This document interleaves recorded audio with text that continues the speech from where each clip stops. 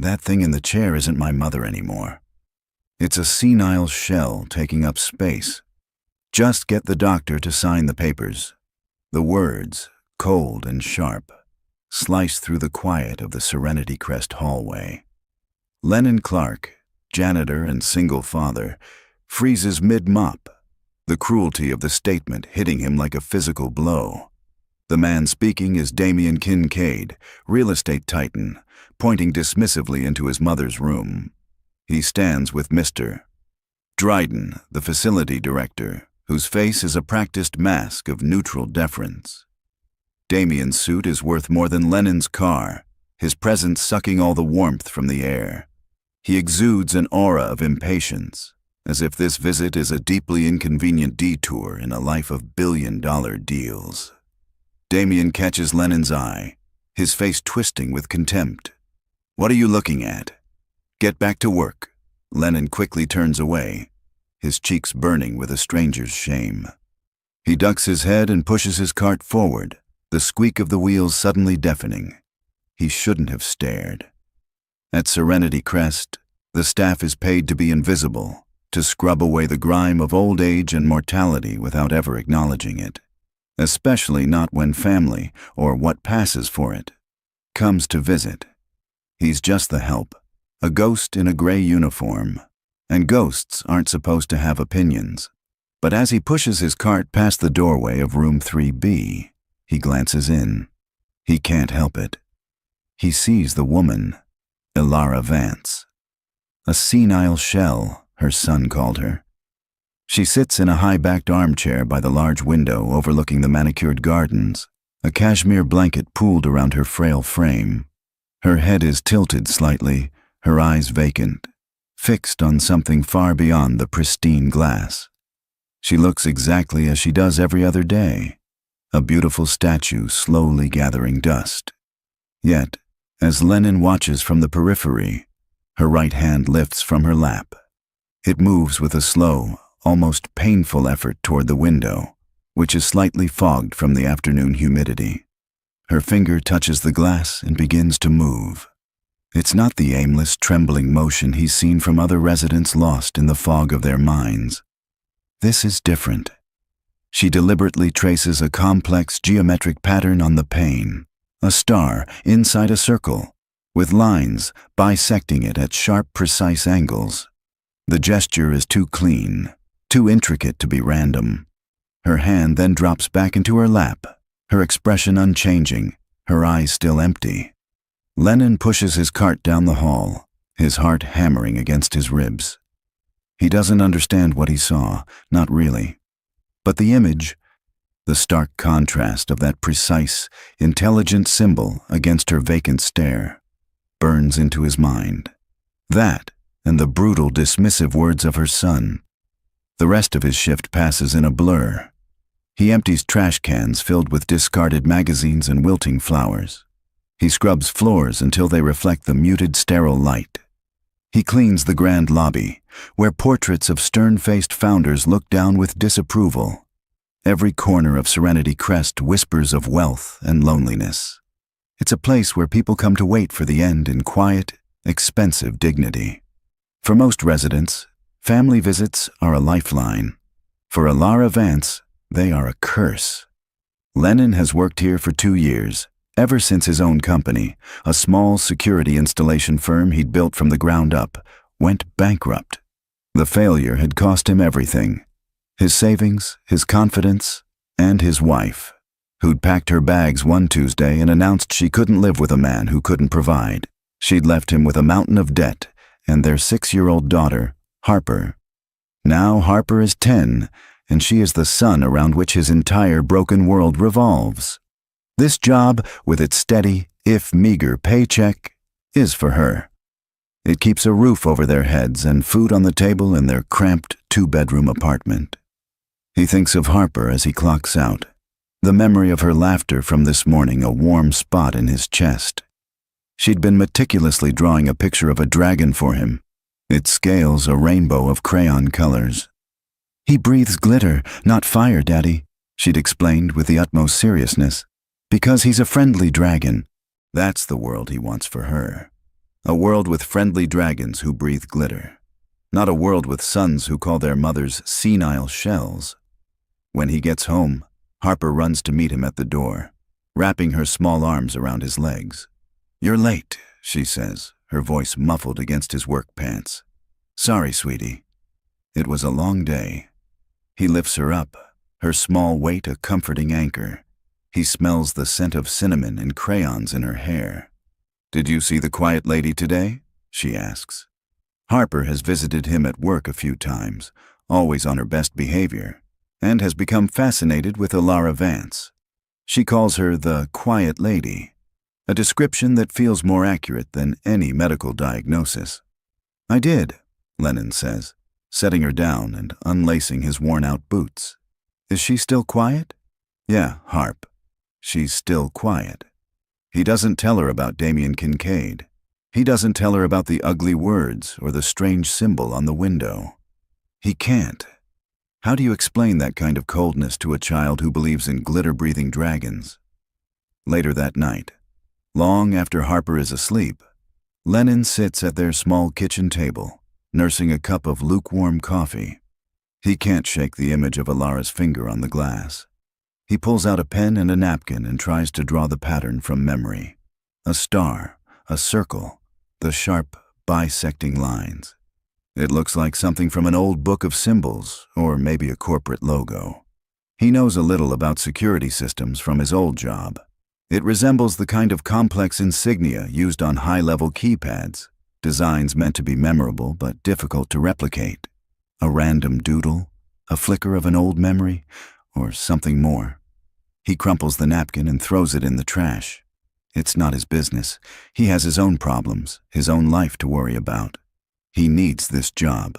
Getting involved in the family drama of a resident, especially one whose son is a man like Damien Kincaid, is a fast track to the unemployment line. He has to forget it. For Harper's sake. But as he gets ready for bed, he knows he won't forget. He'll walk down that polished hall tomorrow, and he'll look into room 3B, and he'll wonder. He'll wonder about the quiet lady and the secret she drew on the glass. The question is already there, a tiny, dangerous seed planted in his mind. And he knows, with a sinking feeling in his gut, that it has already started to grow. The next morning, Lennon walks the halls of Serenity Crest with a renewed sense of caution. He tells himself his job is simple: mop, dust, and disappear. He is a function, not a person. He actively avoids looking into room 3B as he passes, focusing on a scuff mark near the baseboard that requires his full attention. He can feel the silent pull of the room, the unanswered question hanging in the air, and he resists it with all his might. Forget the pattern on the window. Forget the son's venomous words. Just do the job. But the memory is a stubborn stain. Throughout the day, he observes the routine surrounding Elara Vance. A nurse's aide delivers her meal tray, speaking to her in the overly loud, simplistic tone people reserve for small children or the very old.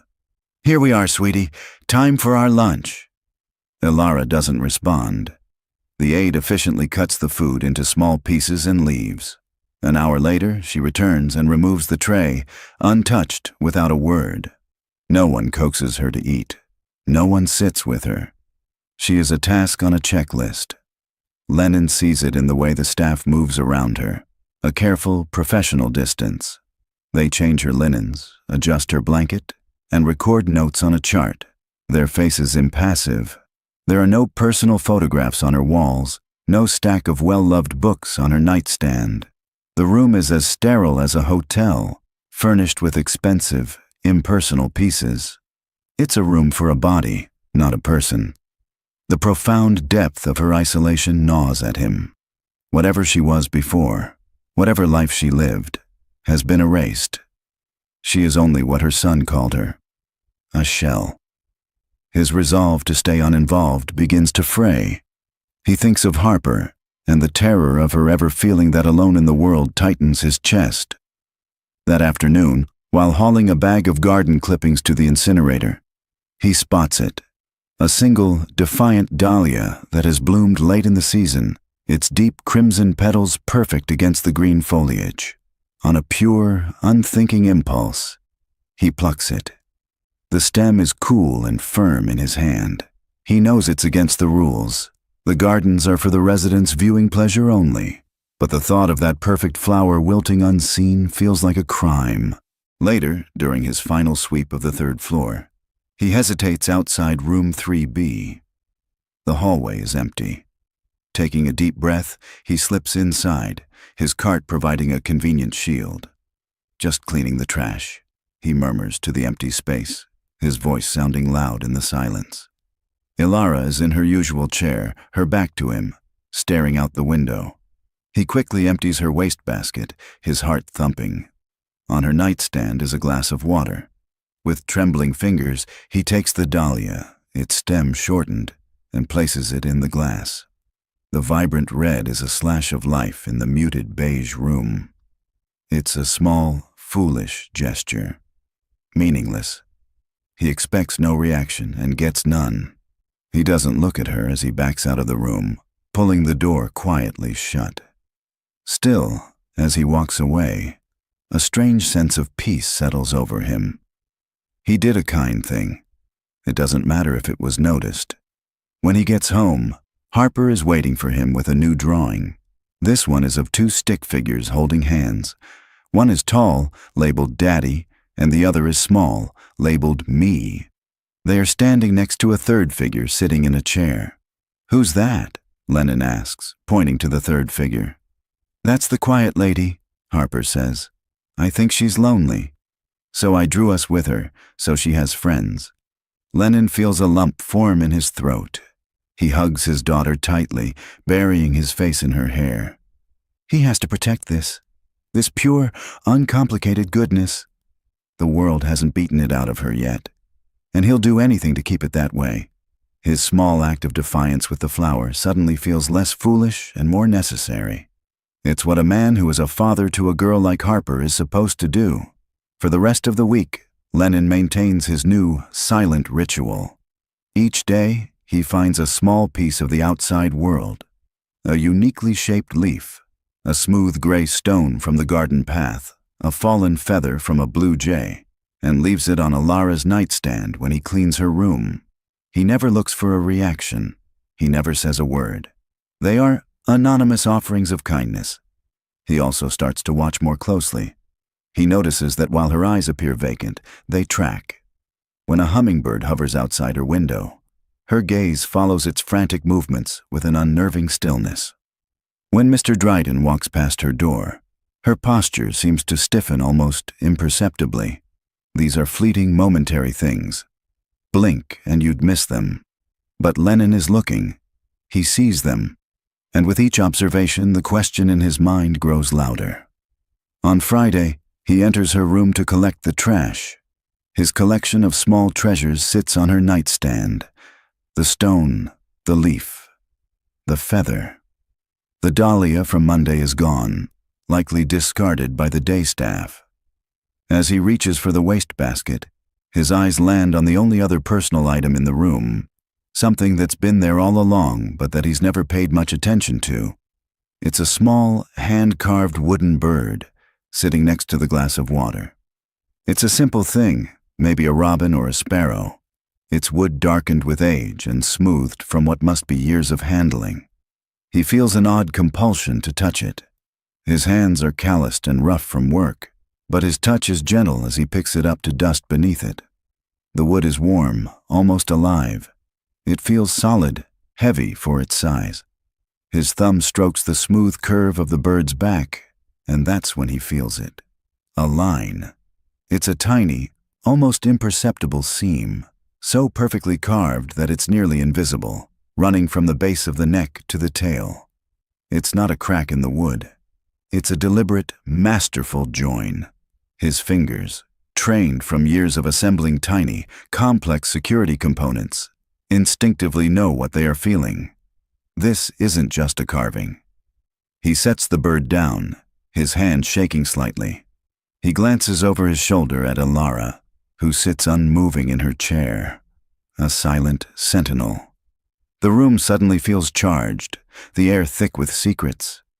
The bird isn't a keepsake, it's a container, and whatever it's hiding, he knows with a chilling certainty, is the reason a son wants his mother erased. The weekend is a special kind of torment. Lennon plays catch with Harper in the park, helps her with a diorama of the solar system, and reads her bedtime stories, all while a part of his mind remains locked in room 3B with a small wooden bird. He pictures it sitting on the nightstand, a silent vessel of secrets. What could possibly be inside?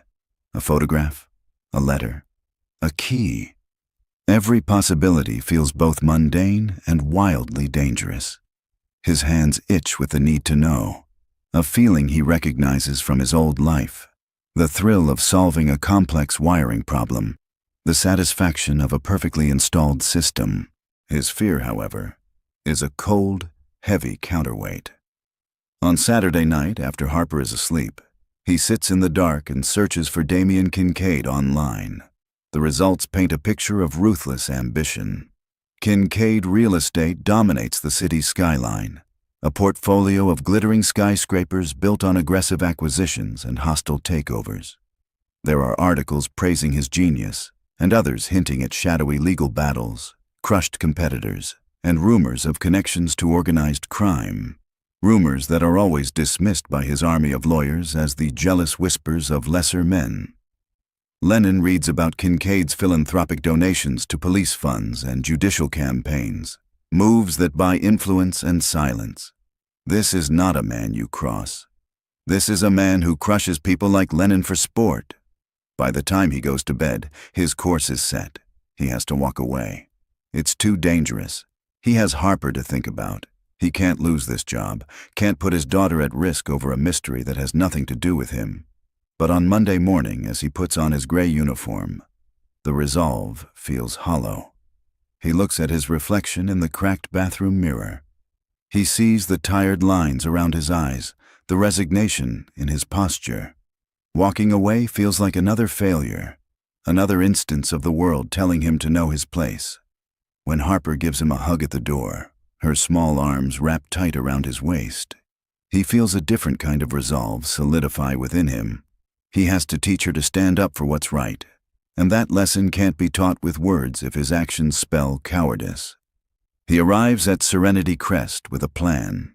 It's risky, but simple. During the mid-morning lull, when most residents are in the lounge for an activity, he heads to the 3rd floor.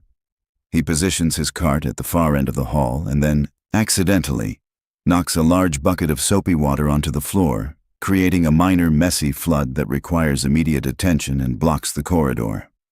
As staff members are drawn to the commotion, Lennon grabs a fresh mop and heads in the opposite direction, toward room 3B. "I'll start on this end," he calls out, and no one questions him. He slips into Alara's room, his heart pounding. She is in her chair, as always. The air is still. He has maybe 2 minutes. He walks directly to the nightstand, his movements swift and sure. He picks up the wooden bird. It feels heavier now that he knows its secret. His fingers, nimble from years of handling delicate wires and tumblers, trace the hidden seam. He finds a tiny indentation near the tail feather, a release mechanism. He presses it with his thumbnail. With a faint, satisfying click, the top half of the bird separates from the bottom. Inside, nestled in a small cavity lined with faded red velvet, is a tiny cylinder of dark celluloid film, tightly rolled and secured with a single strand of thread. It's microfilm. Lennon stares at it, his breath caught in his throat. This isn't a keepsake. This is espionage. This is something from a spy movie, a relic of an era before digital files and encrypted drives. It's tangible, physical evidence of something. Something worth hiding in the most ingenious, old-fashioned way imaginable. Something worth faking dementia over. He quickly closes the bird, the click of the mechanism sounding like a gunshot in the silent room. He places it back on the nightstand, exactly as he found it. The spill in the hallway has bought him the time he needed. He finishes his perfunctory cleaning and leaves, his mind reeling. Microfilm. The technology is so archaic that it's almost brilliant. No one would ever think to look for it. To access its contents, you'd need a special reader, a machine that likely exists only in libraries or old newspaper archives. He knows, with chilling certainty, that he can no longer pretend this is just a family dispute. But he has to be sure about Ilara. Is she a willing participant, or is this bird something she's been holding on to since before her mind faded? He needs a sign, an unambiguous signal that she is lucid and aware of him. He needs to open a line of communication. His mind flashes to the residence lounge. In the corner, a beautiful dust-covered mahogany chessboard sits on a small table, perpetually unused. An idea, born from 1,000 logic puzzles and security challenges, takes shape. Later that afternoon, during his final rounds, he makes a small detour. He palms a single piece from the board, a white pawn. It feels smooth and cool in his hand. It represents the opening move, a declaration of intent. It is a question. He walks to room 3B for the last time that day. He empties the trash, straightens the blanket on the bed, his movements calm and deliberate. Ilara hasn't moved. He approaches the nightstand, his back to her. He adjusts the glass of water, moves the wooden bird a fraction of an inch. Then, with a hand that is surprisingly steady, he places the small, white pawn on the far corner of the table, near the base of the lamp. It's a subtle addition, easily overlooked by a casual observer, but to a chess player, it's an unmistakable signal. Pawn to King's Rook 4, an unconventional but deliberate opening. He doesn't look at her. He doesn't wait for a sign. He has made his move. He turns and walks out of the room, pulling the door closed behind him. The ball is in her court now. He can only wait and see if she will play. Tuesday is the longest day of Lennon's life. Every minute of his shift stretches into an eternity of anticipation. He performs his duties on autopilot, his mind caught in a loop of possibilities. The white pawn could be gone, dismissed by a day shift cleaner as a piece of misplaced trash. Ilara could have ignored it, a meaningless object in her fog-shrouded world. Or, just maybe, she saw it, understood it, and answered. The hope is a tight, anxious knot in his stomach. He saves the third floor for last, a deliberate act of delaying the moment of truth. When he can put it off no longer, he pushes his cart out of the service elevator, the familiar squeak of its wheels sounding like a drumbeat marking his approach. He mops his way down the hall, his movements slow and methodical, his eyes fixed on the closed door of room 3B. When he finally reaches it, he takes a deep, steadying breath and pushes it open. He forces himself to follow his routine, to create a reason for being there. He crosses the room to empty the small wastebasket first, his back to the nightstand. He straightens a picture on the wall that is already perfectly straight. His heart hammers against his ribs, a frantic, trapped bird. Finally, he turns. He looks at the nightstand by her bed. The white pawn is gone. A wave of disappointment, so sharp it feels like grief, washes over him. It was a stupid idea, a desperate fantasy. She's a sick old woman, and he's a janitor playing make-believe spy games. He should have known better. He feels a fool's blush creep up his neck. As he turns to leave, his eyes scan the room one last time. And then he sees it. It's not on the nightstand. On the small, polished table beside Ilara's armchair, where the afternoon sun streams through the window, stands a single, black chess piece. A rook. Lennon stops dead, the mop handle slipping in his sweaty palm. A black rook. It's a direct response. Not a pawn answering a pawn, but a major piece answering a minor one. It's a move of power, of significance. It's a statement. I see your move, and I raise you. The game is on. He slowly lifts his gaze from the chess piece to the woman in the chair. Her eyes are fixed on the gardens outside, her expression as placid and empty as ever. But for a single, breathtaking second, her eyes shift, moving from the window to meet his. In their depths, for the first time, He doesn't see a void. He sees a flicker of sharp, blazing intelligence. He sees gratitude. He sees a warning. It's a silent, powerful acknowledgement, an entire conversation packed into a fleeting glance. Then, as quickly as it appeared, it's gone. The mask of dementia slips back into place, and she is once again the quiet lady, the senile shell. Lennon feels a jolt of adrenaline, a strange mix of terror and exhilaration. It's real, all of it. He's not imagining things. He has an ally who is trapped, brilliant, and counting on him. The alliance is sealed. He finishes his work in a daze, his mind racing. He now has confirmation, but he also has a roll of useless microfilm. What does she want him to do with it? He can't ask. Their communication is a fragile, one-way street of her clues and his interpretation. The next day, he receives his answer. He enters her room to find a copy of the city newspaper lying on the foot of her neatly made bed. This is unusual. Ilara never has a newspaper. He assumes a cleaner left it by mistake. As he reaches to pick it up and toss it in the recycling, he notices it's been folded in a peculiar way, drawing attention to a specific page. It's the arts and culture section. His eyes scan the page. There's a review of a new play and an interview with a local artist. Then he sees it, a small article about a classic film festival happening at the city's historic Avalon Theater.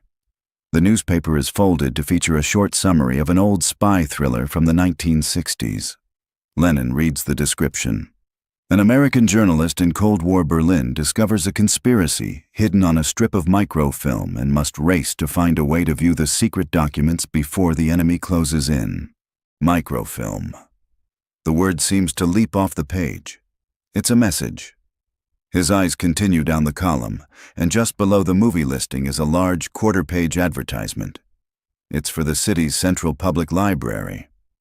In bold letters, the ad proclaims, "Unlock the past in our historical archives and research department. Public microfilm readers available." Lennon's breath catches. It's a perfect, elegant instruction. She has given him the what, the why, and now the where. The path is laid out before him, each step a breadcrumb left by his silent, imprisoned partner. The risk is immense. The library is a public place. What if someone is watching her? What if someone is watching him? Damien Kincaid is a man who leaves nothing to chance. It's entirely possible he has people monitoring his mother, even in her current state. He folds the newspaper and tucks it into his cart, beneath a pile of dirty rags.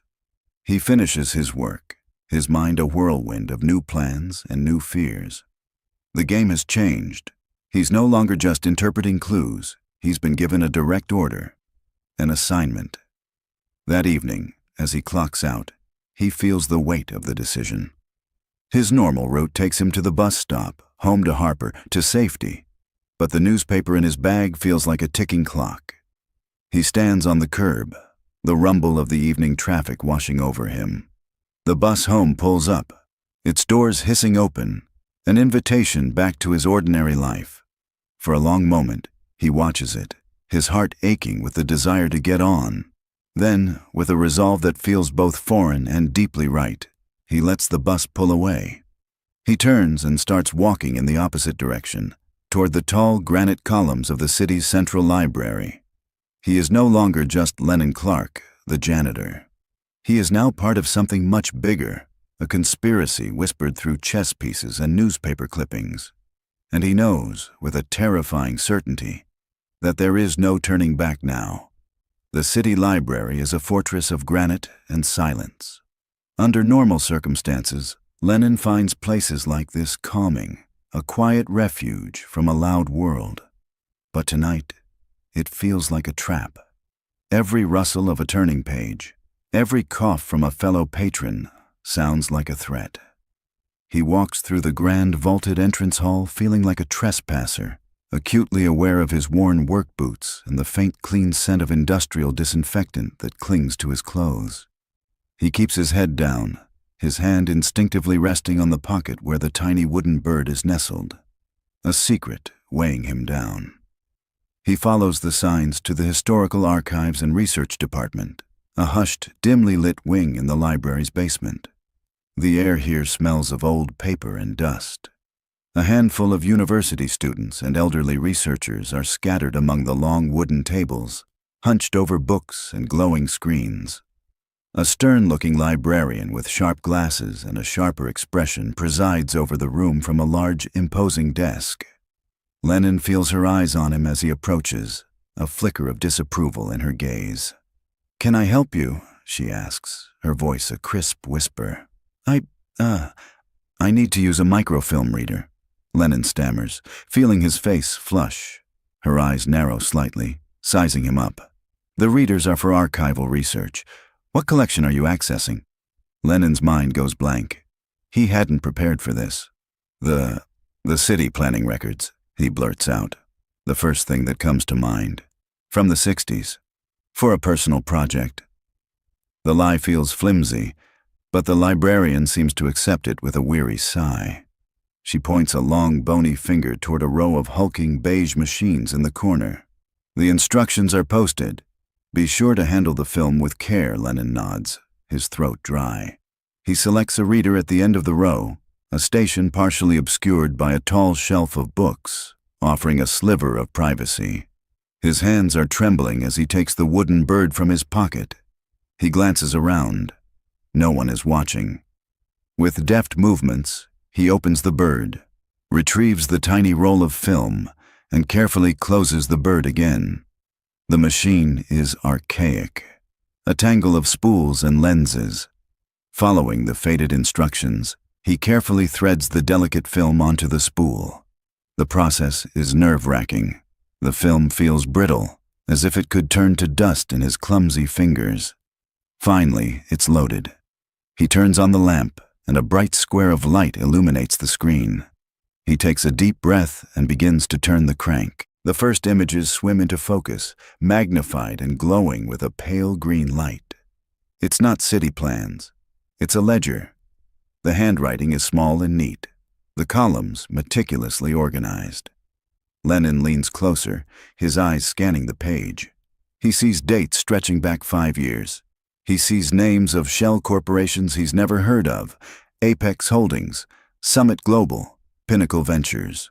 And next to them, in the transaction columns, are numbers that make his breath catch. Transfers of hundreds of thousands, sometimes millions of dollars, flowing between accounts with dizzying speed. It's a detailed, undeniable record of a massive money laundering operation. His heart pounds. This is it. This is the secret. Damien Kincaid isn't just a ruthless businessman. He's a high-level criminal. He keeps turning the crank, scrolling through page after page of illicit transactions. Then the content shifts.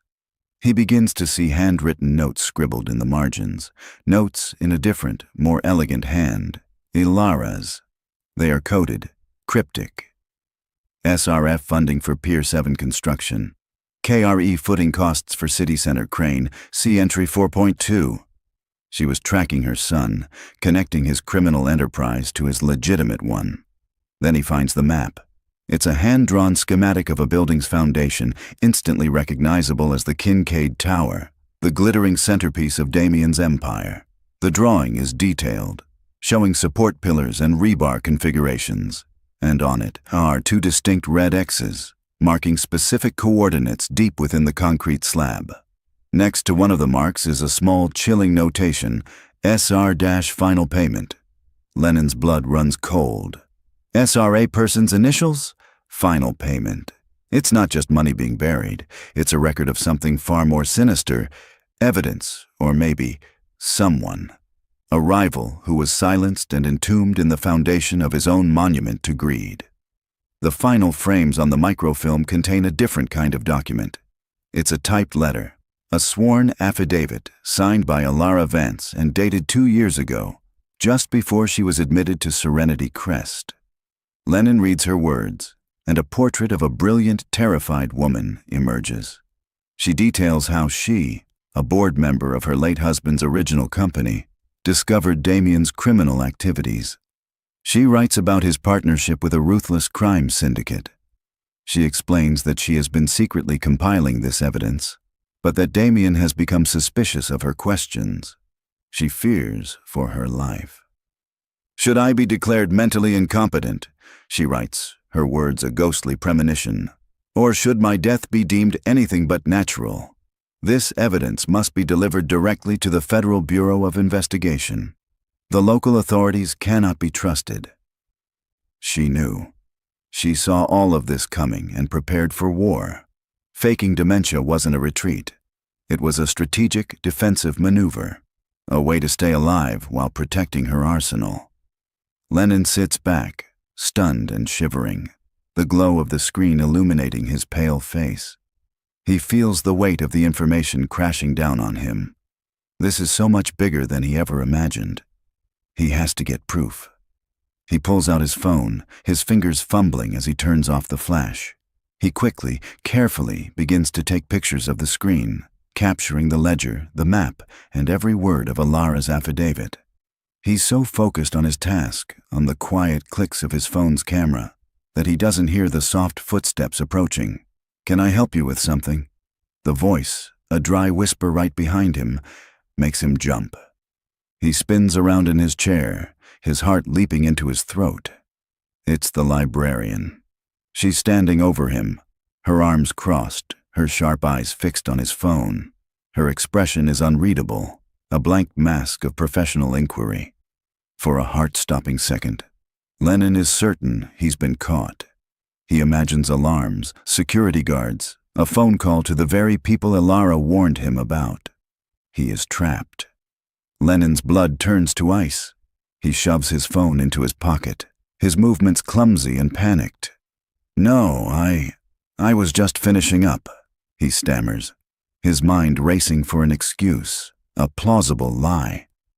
The librarian adjusts her glasses, her gaze dropping from his face to the microfilm reader, then to his phone, which is still visibly poking out of his pocket. "Sir," she says, her voice low and laced with academic disapproval, "this is an archival department. The flash from phone cameras can damage delicate historical documents over time. If you wish to make copies, you are required to use the designated scanner for a fee of 50 cents per page." Relief, so potent and sudden it almost makes him dizzy, floods through Lennon's body. She wasn't suspicious of the content. She was enforcing the rules. He was just another patron breaking protocol. "I'm sorry," he says, his voice sounding weak. "I didn't know. It won't happen again." "See that it doesn't," she sniffs, before turning with a rustle of her cardigan and gliding back to her desk. Lennon doesn't wait. He quickly unthreads the microfilm, his fingers still shaking, and places it back inside its wooden vessel. He shoves the bird deep into his pocket, gathers his things, and walks out of the archives without a backward glance. He doesn't stop walking until he's out of the library and back in the cool night air, the city lights seeming unnaturally bright. His phone feels like a bomb in his pocket. He has it. The proof, the ledger, the map, the chilling affidavit from a woman preparing for her own murder.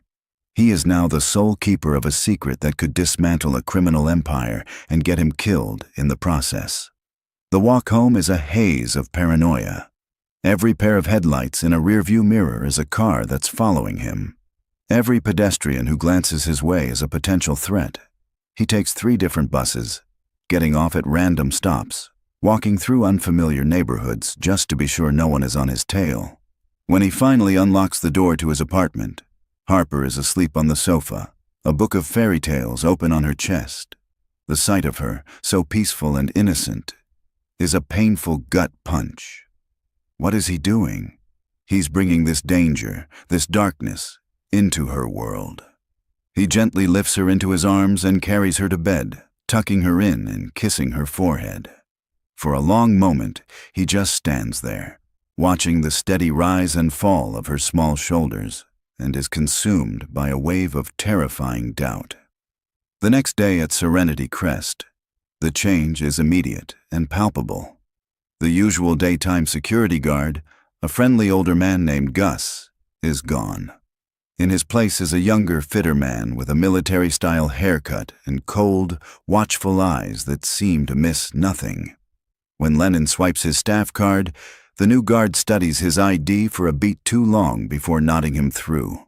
Mr. Dryden, the director, bustles past him in the lobby, his gaze fixed firmly on the floor, offering only a clipped, tense, morning Clark. Without breaking stride. The air on the third floor feels different too.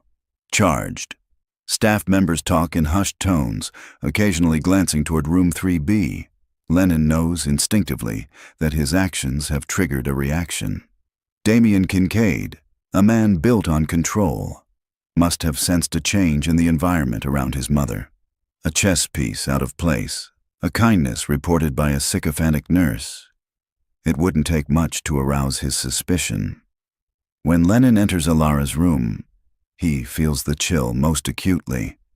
Everything is in its place, clean and sterile, but it feels like a cage that has been rattled. As he moves to empty the trash, he sees her warning. On the floor, in the very center of the plush carpet, sits the smooth gray stone he'd left for her days ago. It's a deliberate placement, an object unnervingly out of place. It's a silent scream. The enemy is here. The walls are closing in. He pockets the stone and finishes his work quickly, the feeling of being watched now a certainty. The new guard makes a slow patrol down the hall, his eyes lingering on Lennon as he exits Alara's room. The summons comes at 4:45, 15 minutes before the end of his shift. Mr. Dryden wants to see him in his office. Lennon's stomach plummets. He knows what this is. He walks into the richly appointed office to find Mr. Dryden sitting behind his large mahogany desk, looking profoundly uncomfortable. But he's not the one Lennon's attention is drawn to. Standing by the window, staring out at the gardens with his hands clasped behind his back, is Damien Kincaid. Damien turns, and his eyes are like chips of ice. There is no pretense, no accusation, just a cold, confident power. "Mr. Clark," he says, his voice soft, almost pleasant. "We seem to have a security issue." "Sir?" Lennon says, his own voice steady despite the frantic beating of his heart. "We've had reports," Mr. Dryden cuts in, reading from a file on his desk without looking up. "Reports of you loitering, spending unnecessary time in residence rooms. It's a violation of our privacy protocols. A serious one. The accusation is so flimsy, so transparently false, that it's almost laughable. But the men in this room aren't interested in the truth. Specifically," Damien says, taking a step forward, "my mother's room. I pay this facility a great deal of money to ensure her privacy and safety, and I find out that the janitor has been taking a special interest in her. Tell me, Mr. Clark, what is it about my mother that you find so fascinating?" "She seemed lonely," Lennon says simply, deciding that the truth is his only weapon. Damien lets out a short, humorless laugh. "Lonely?" "She's barely conscious. What she is a very wealthy woman. And men like you," he says, his eyes raking over Lennon's worn uniform, "are always sniffing around wealth, looking for an angle, a handout." "That's not true," Lennon says, his hands clenching into fists at his sides. "It doesn't matter what's true," Damien says, his voice dropping to a chilling whisper as he steps closer. "It only matters what I say is true. You're a security risk." He turns to the director. "He's fired." Effective immediately, Mr. Dryden clears his throat. "Lennon, I'm sorry. Your position has been terminated. Please collect your personal items from your locker. It's a death sentence delivered with bureaucratic blandness." Damien isn't finished. As Lennon turns to leave, Damien places a hand on his shoulder, his grip surprisingly strong. "A piece of advice," he says, his voice a low threat meant only for Lennon. "People who stick their noses into Kincaid family business often lose more than just their jobs. They lose everything. Are we clear?" Lennon looks him straight in the eye. He doesn't back down. "Perfectly." He pulls his shoulder away and walks out of the office without another word. The new security guard is waiting to escort him to his locker, and then to the front door, as if he were a common criminal. He's handed a small cardboard box containing his thermos, a spare set of work gloves, and a framed picture of Harper. He's walked out into the late afternoon sun, jobless and openly threatened. He looks back at the pristine, imposing facade of Serenity Crest, a fortress where his only ally is now more trapped, more isolated than ever before. He's at rock bottom. The danger is no longer a distant possibility. It's a direct, personal threat against him and the only person in the world he cares about. He has the evidence on his phone, but he has no power, no money, and no allies left. The first day of unemployment is a gray, formless void. Lennon wakes up at his usual time, the muscle memory of 1,000 workdays pulling him from bed before the sun is up. Then he remembers. There is no uniform to put on, no bus to catch, no sterile hallways to mop. There is only the crushing silence of his small apartment and the gnawing fear in the pit of his stomach. He makes Harper pancakes for breakfast, forcing a smile that feels brittle and fake. He can't tell her he's been fired. He tells her he has a few days off, a small lie that tastes like ash in his mouth. She accepts it with the easy trust of a child, chattering excitedly about her school project while he watches her, his heart a leaden weight in his chest. Damien Kincaid's threat echoes in his mind. People lose everything. He looks at his daughter, and he knows what everything means. For 2 days, he exists in a state of suspended panic. He scrolls through online job boards, the listings a bleak landscape of minimum wage positions that wouldn't even cover their rent. He gets a second past due notice in the mail, this one printed on angry red paper. The walls of the apartment feel like they are closing in. The evidence on his phone feels less like a weapon and more like a suicide note. Who would he even take it to? The police. Ilara's affidavit warned him they couldn't be trusted. The FBI? A disgraced janitor walking into a federal building with a wild story about a billionaire CEO and a conspiracy hidden on microfilm sounds like the opening scene of a bad movie, one that ends with him being escorted out by security, or worse, quietly disappearing. The paranoia is the worst part. He keeps the blinds drawn, convinced a black car is parked across the street. He flinches every time the phone rings. He's trapped, not by walls, but by his own powerlessness. On the 3rd day, he hits his breaking point. He's sitting at the kitchen table, staring at the photos on his phone. The ledger, the map. Ilara's brave, terrified words. He can't do it. He can't risk Harper's safety. It's over. He has to protect his daughter, and that means forgetting Ilara Vance and everything he's discovered. His thumb hovers over the delete button, a single press away from erasing it all, from retreating back into the safety of anonymity. That's when the mail carrier slides the day's delivery through the slot in their front door. It's the usual assortment of junk mail and bills, but among them is a small, plain manila envelope. It's thicker than a normal letter. There is no return address. His name and address are typed, the font clean and impersonal. His heart begins to pound a slow, heavy rhythm. He tears it open. Inside, there is no letter, no note, just a single object, wrapped in a piece of tissue paper. He unwraps it. It's a key, an old-fashioned tarnished brass key, the kind used for a safe deposit box. Taped to its head is a tiny, folded slip of paper. He carefully peels it off and unfolds it. It's not a message. It's a drawing. A symbol, hand-drawn in black ink. A star inside a circle, bisected by sharp, precise lines. It's the pattern.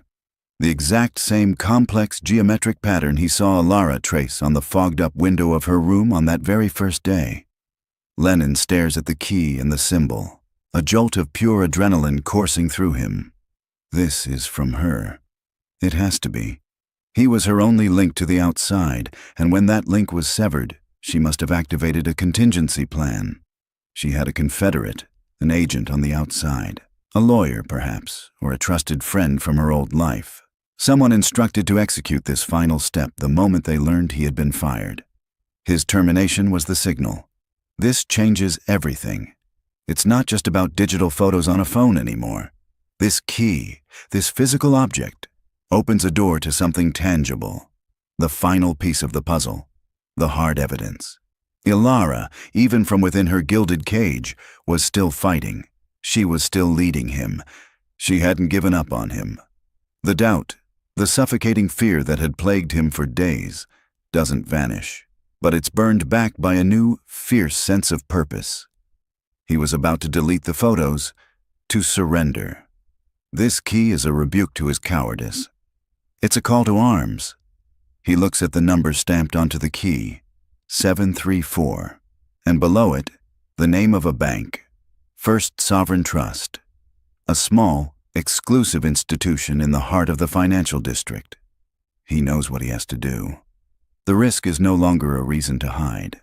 It's a reason to act, and to act now, before Damien realizes there are other pieces in play. That evening he calls Mrs. Gable, the kind, elderly woman who lives next door and occasionally babysits. He tells her he has a job interview, another lie that feels more like a necessary strategy than a sin. After tucking Harper into bed and promising to be back before she wakes up, he leaves the apartment. The city looks different tonight. The towering skyscrapers, once symbols of a world he wasn't part of, now look like concrete tombs hiding dark secrets. He gets on a downtown bus, the brass key heavy and cool in his pocket. It feels like a weapon. He is no longer Lennon Clark, the fired janitor. He is Ilara Vance's chosen agent, the executor of her last stand. He is no longer running from the danger. He is heading directly into the heart of it. First Sovereign Trust is not a bank for people like Lennon. Its facade is a monument of polished marble and brass, the kind of architecture that is designed to quietly announce its own importance. As he pushes through the heavy bronze doors, he enters a lobby that feels more like a cathedral dedicated to money. The ceilings are impossibly high. The floors are a gleaming checkerboard of black and white tile, and the only sound is the hushed murmur of quiet transactions and the soft clicks of expensive shoes. It's 5:15. The bank will be closing soon. Lennon, in his simple jacket and worn jeans, feels every eye on him. He looks like a stray dog that has wandered into a palace. He ignores the stairs and walks directly to a desk marked Vault Services. The man behind the desk is older, with silver hair and a perfectly tailored suit. He looks at Lennon over a pair of gold-rimmed spectacles, his expression one of polite, professional skepticism. "May I help you?"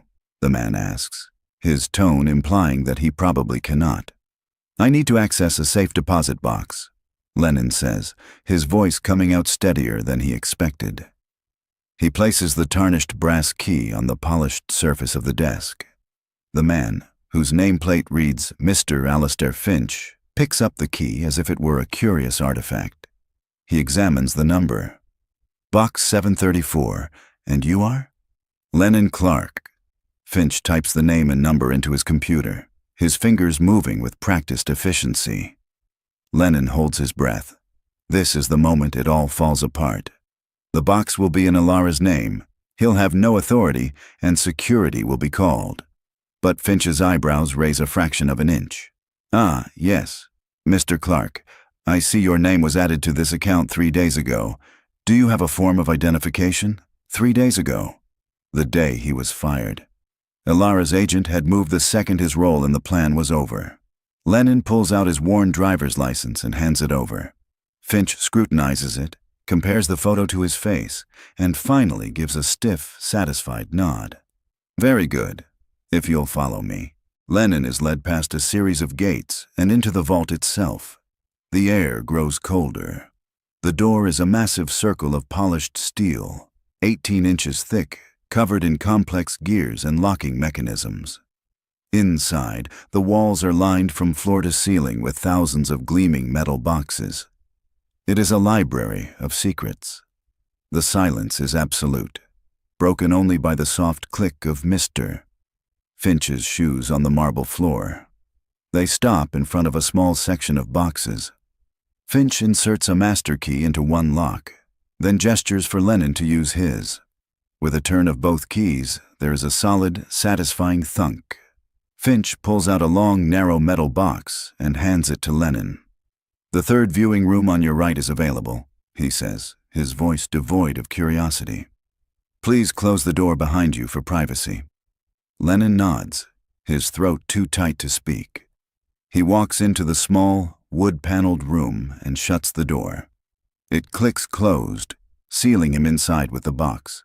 For a moment, he just sits there, staring at the cold metal container on the table. This is it, the culmination of everything. With trembling hands, he lifts the lid. There is no cash, no gold, no jewels. The box is filled with paper. It's a meticulously organized file folder, thick with documents. On top is a hard copy of the ledger he saw in the microfilm, but this one is covered in Ilara's elegant, handwritten annotations, explaining the coded transactions in damning detail. Beneath it are the original full-sized architectural schematics for the Kincaid Tower. The two locations in the foundation are marked not with a simple X, but with surveyor's coordinates, and attached with a paperclip is a geological report detailing soil displacement anomalies at those exact spots. And on top of it all is a thick, cream-colored envelope with his name written on the front in Ilara's script. He tears it open. The letter inside is several pages long. "My dear Mr. Clark," it begins. "If you are reading this, then I have succeeded in placing my trust in the right man. I am sorry for the terrible danger I have brought into your life and the life of your daughter. I saw you long before you saw me. I watched you from my window for weeks as you worked.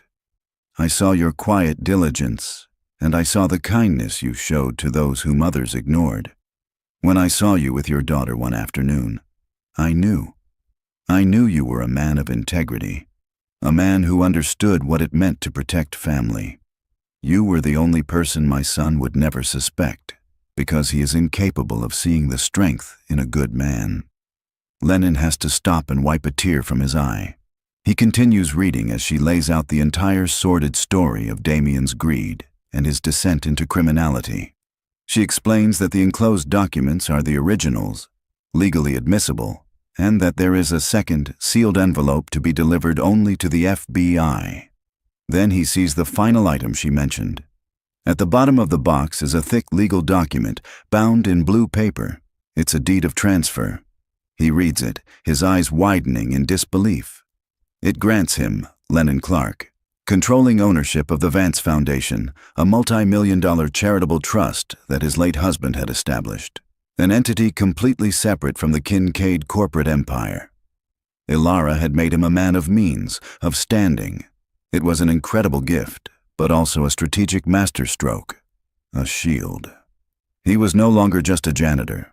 Overwhelmed, he quickly packs everything, the ledger, the maps, the letters, the deed, into the worn backpack he brought with him. He slides the empty metal box back into its slot in the vault and closes the door. He walks out into the main lobby, his mind reeling, his backpack feeling like it weighs 100 pounds. The lobby is emptying out as the bank prepares to close. The exit is 50 feet away. Freedom. That's when he sees them. Two men in expensive, ill-fitting suits are standing at Mr. Finch's desk. They aren't customers. They have the coiled, watchful stillness of predators. As Lennon steps out of the vault area, their conversation with the manager stops. They both turn their heads in perfect unison. One of the men, a thick, muscular brute with a flattened nose, looks directly at Lennon, his gaze dropping for a fraction of a second to the bulging backpack before meeting the eyes of his partner. He gives a slight, almost imperceptible nod. They know. An alarm must have been tripped the moment his name was entered into the system. They were waiting for him. Lennon's heart seizes in his chest. The main doors, his only way out, are just ahead. But the two men are now moving away from the desk, their movements casual but deliberate, spreading out to block his path. For a split second, Lennon freezes. The 50 feet of polished marble between him and the front doors might as well be a mile. The two men spread out, forming a pincer, their movements fluid and practiced. They aren't trying to be subtle anymore. The few remaining customers and bank staff are starting to notice, their quiet conversations faltering. The brute with the flattened nose cracks a grim smile. "Mr. Clark," he says, his voice a low rumble that doesn't carry far. "Let's not make a scene.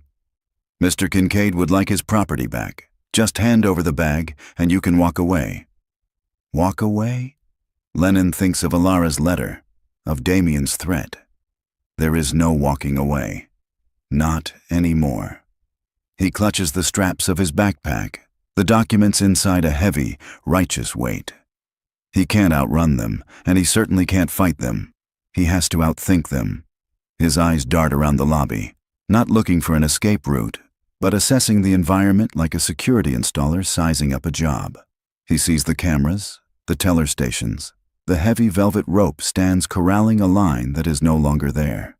He sees a massive, ornate porcelain vase filled with lilies, sitting on a pedestal near the wall, an object of extreme value and extreme fragility, a perfect distraction. Lennon takes a half step back, feigning surrender. "Okay," he says, his voice trembling convincingly. "Okay, no trouble." He starts to shrug the backpack off his shoulder. The men relax for a fraction of a second, their professional guard dropping as they anticipate an easy victory. It's the opening Lennon needs. Instead of handing over the bag, he swings it with all his might.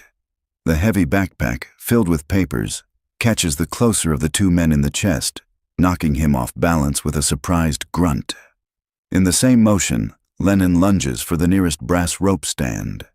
It's heavy, its base weighted with sand or concrete, but his adrenaline-fueled strength is enough. He rips it from its place and swings it in a wide, desperate arc directly into the porcelain vase. The sound is explosive, a deafening crash of shattering ceramic and splashing water that echoes through the cavernous lobby. Lilies and shards of porcelain scatter across the floor. A woman screams. The bank's security guard, startled, fumbles for his radio. The chaos is total. In that single precious moment of confusion, Lennon sprints. He doesn't run for the front doors. They'll be expecting that. His eyes had already found his target, a heavy, unmarked door behind a potted plant, labeled Emergency Exit. He vaults over a plush sofa and yanks the door open. A blaring alarm immediately shrieks to life, adding to the pandemonium. He finds himself in a cramped concrete stairwell. He doesn't go up. He flies down the stairs, taking them 2, 3 at a time, his footsteps echoing wildly. He bursts through another door at the bottom and finds himself in a subterranean service corridor, a maze of pipes and electrical conduits. The air is damp and smells of dust and ozone. He can hear the heavy footsteps of the enforcers pounding down the stairs behind him. They're faster than he is. He can't just run. He ducks behind a large air conditioning unit, his breath coming in ragged gasps. The two men thunder past his hiding spot, their momentum carrying them further down the corridor. Lennon doesn't wait. He doubles back, running in the direction he came from, his worn boots silent on the dusty concrete. He finds another door, this one leading to an underground parking garage. He slips through it just as he hears a shouted curse from down the hall. They've realized their mistake. The parking garage is a sprawling, shadowy space filled with expensive cars. He weaves between them, his backpack clutched tight. He sees the ramp leading up to the street, but he knows they'll be covering it. He looks for another way out and spots a ventilation grate near the ceiling. It slats wide enough to see through. He climbs onto the hood of a Rolls-Royce, peering through the grate. He can see the sidewalk, the evening rush hour in full swing. He's right below the street. He hears them entering the garage, their voices sharp and angry. He has to move. He drops back down and runs to the far side of the garage, where a sign points to the subway concourse. An underground connection, his ticket out. He pushes through the doors and is immediately swallowed by the river of commuters. The noise is a welcome shield, the sheer number of people a form of camouflage. He buys a ticket and rushes toward the platforms, daring a glance over his shoulder. He sees him, the brute, his head swiveling, scanning the crowd, his eyes cold and furious. Lennon ducks behind a pillar just as a train screeches into the station, its doors hissing open. He waits until the last possible second, until the warning chime for the closing doors begins to sound, and then he dives into the crowded car, squeezing himself between a man in a business suit and a woman with a stroller. As the train pulls away from the station, he looks back through the window. For a heart-stopping moment, he makes eye contact with the second enforcer, who is standing on the platform, having just missed the train. The man glares at him, a look of pure hatred in his eyes, and pulls out his phone. Lennon slumps against the wall of the train car, his body trembling, his shirt soaked with sweat. He got away, but they know he has the evidence, and they know he's on the run. He's not safe, not yet. He knows there's only one place in the entire city where he might be, the one place Ilara told him to go. He stays on the train for 5 stops, then switches lines twice, the route memorized from his frantic online searches the night before. 40 minutes later, he emerges from a station into the imposing shadow of Federal Plaza. He walks the final 2 blocks, his legs feeling weak and unsteady. He finally stands before it, the city's FBI field office, a modern fortress of glass and steel. He pulls open the heavy glass door and steps inside. The lobby is sterile, quiet, and buzzing with an invisible energy of authority. He did it. He made it.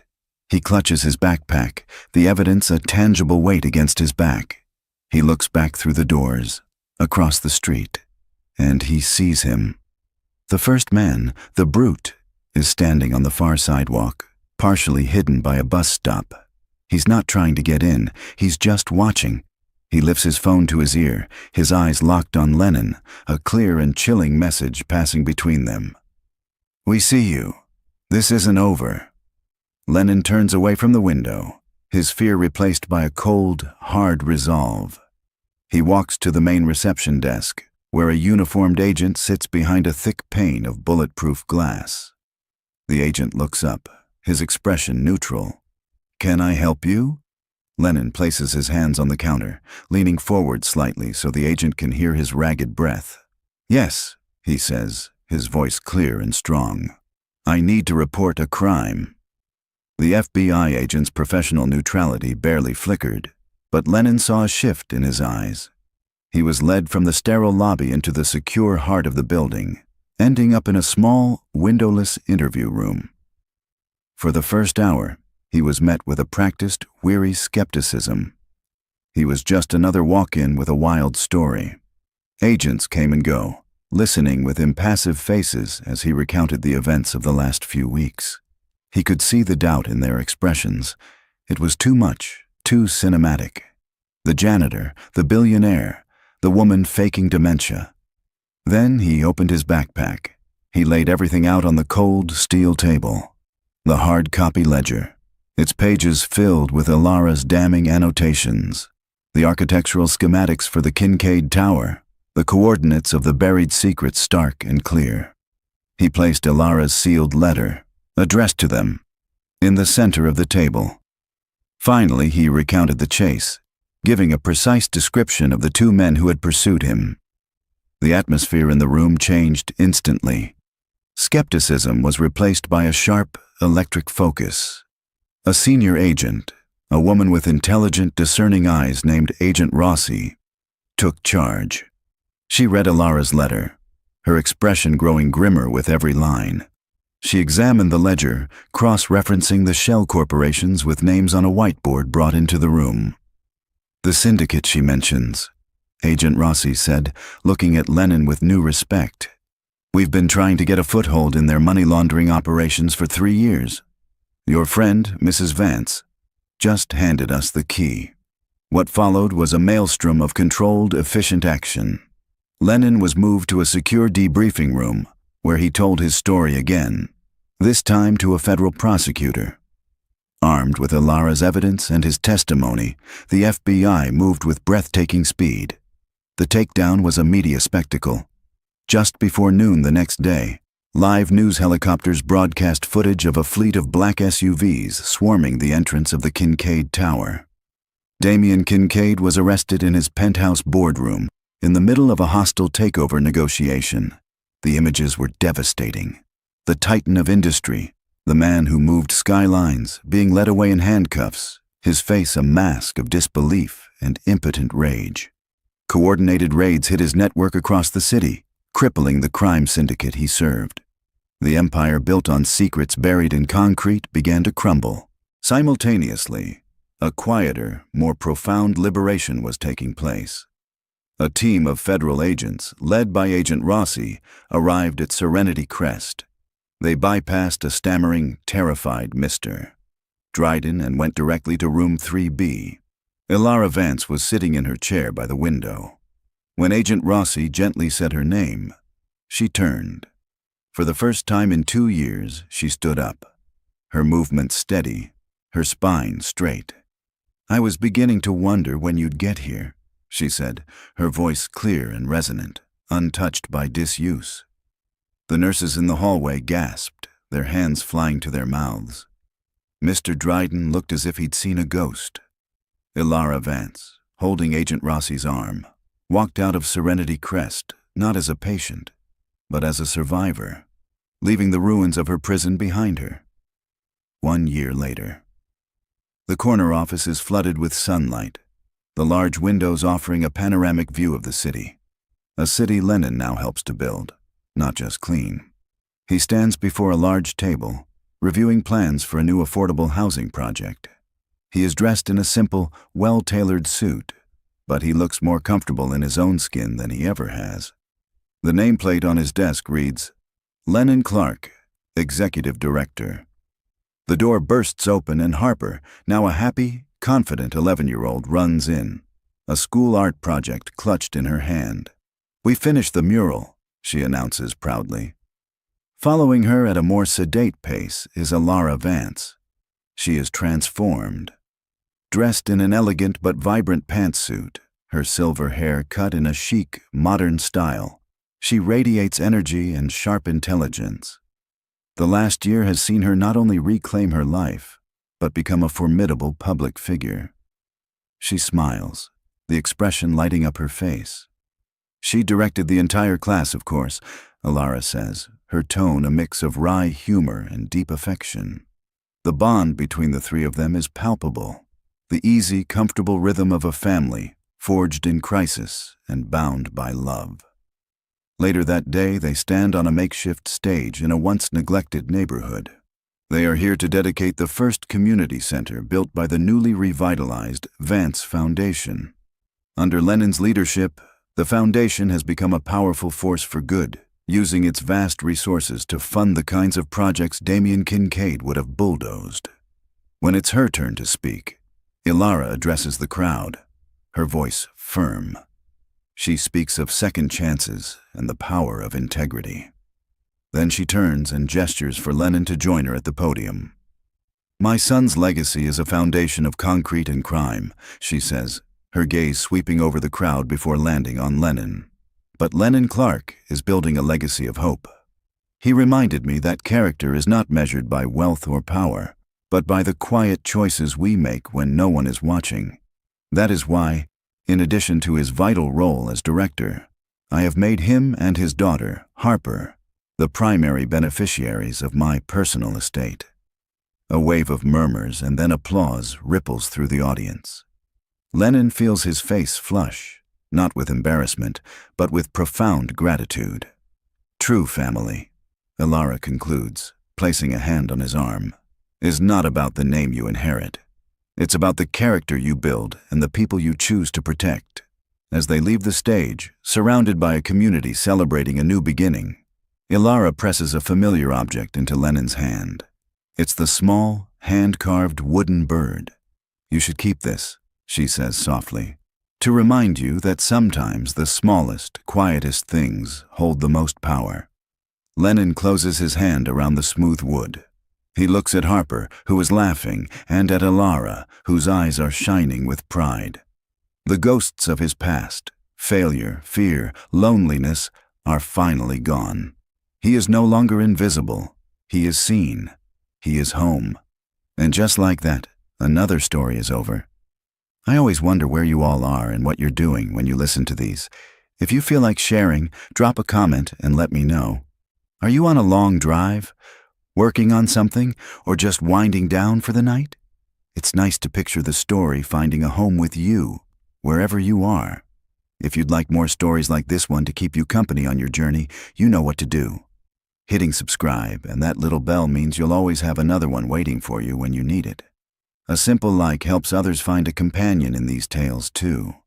Thanks for letting me share this space and time with you. It really is a privilege. Until the next one, stay safe out there.